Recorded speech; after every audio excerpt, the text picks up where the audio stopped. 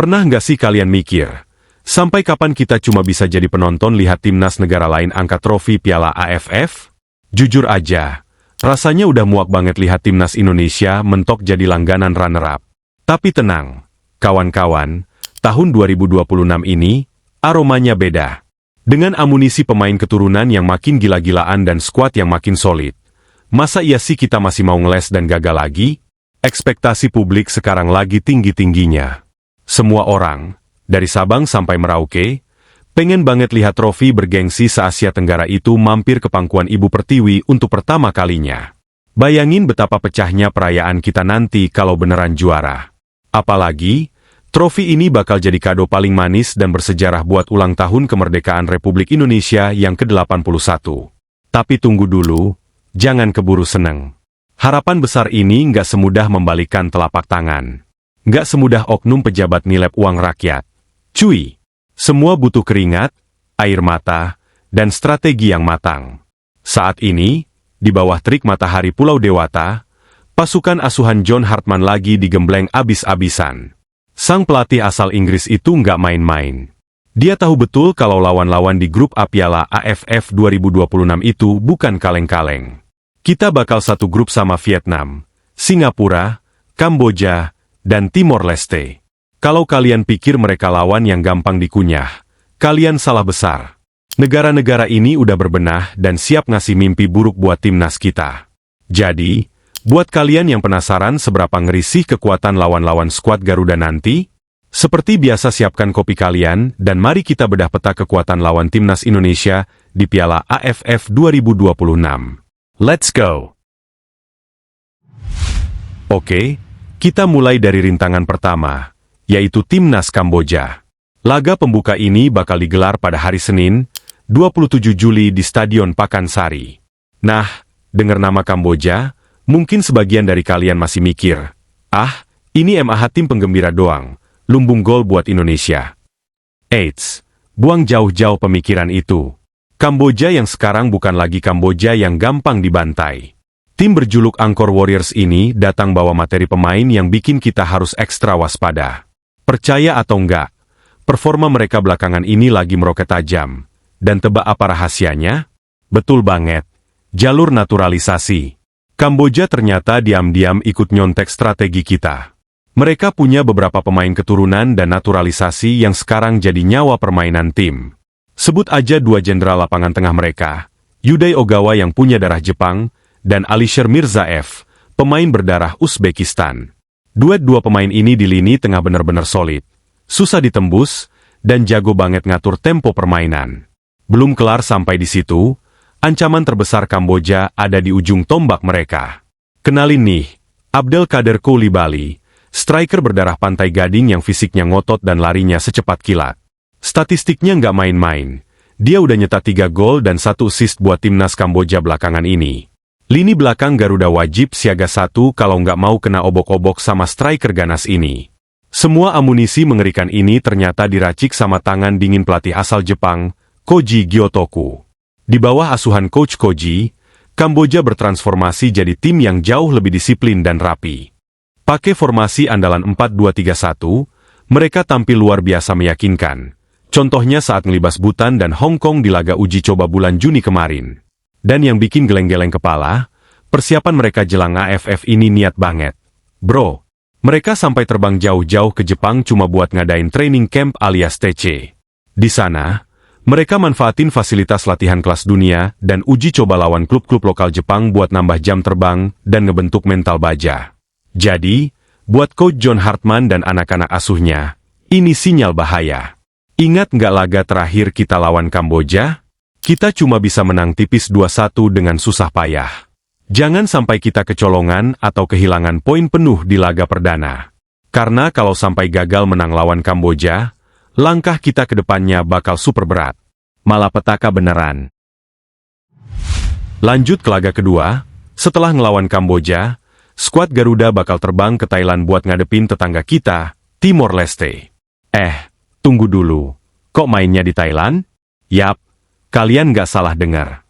Timor Leste terpaksa milih numpang kandang di negeri Gajah Putih, karena infrastruktur stadion di negara mereka belum memenuhi standar yang ditetapin buat Piala AFF. Nah, di atas kertas, harusnya laga ngelawan Timor Leste ini jadi lumbung poin buat timnas Indonesia. Tapi, realitanya nggak sesederhana itu, guys. Sama kayak Kamboja, kekuatan Timor Leste saat ini sama sekali nggak boleh dipandang sebelah mata.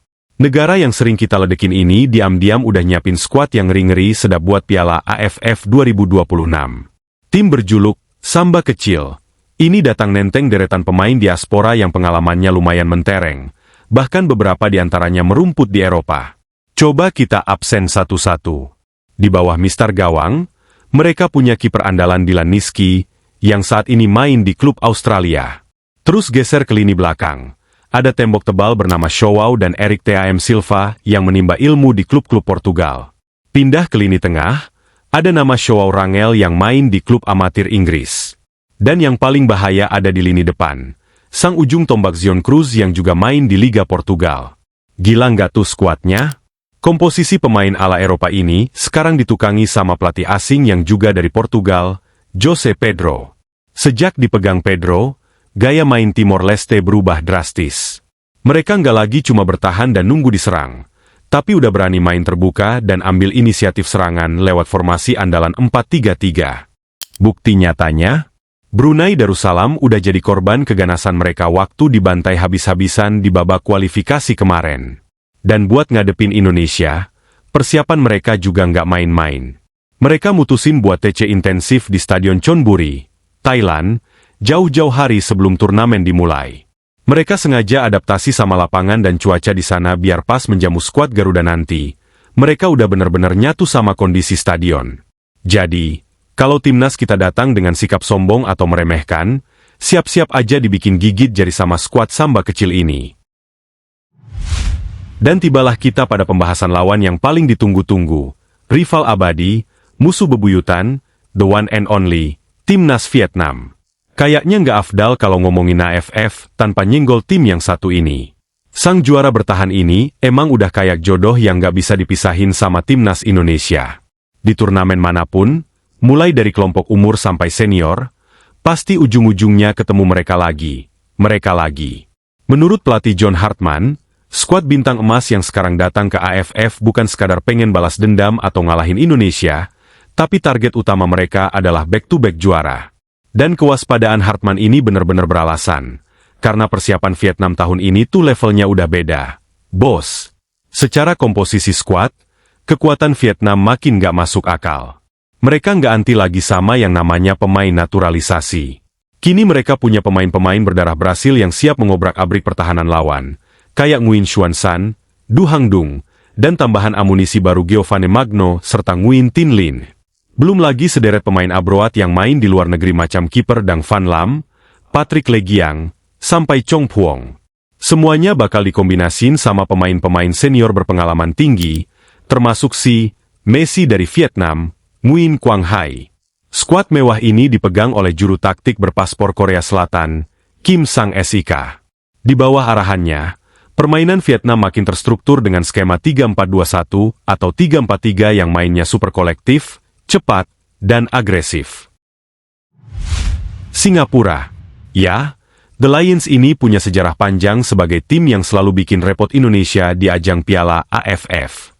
Setiap kali ketemu, pasti tensinya tinggi dan pertandingannya selalu menguras emosi. Nah, di edisi 2026 ini, Singapura datang dengan wajah yang benar-benar fresh di bawah komando arsitek muda nan jenius, Gavin Lee.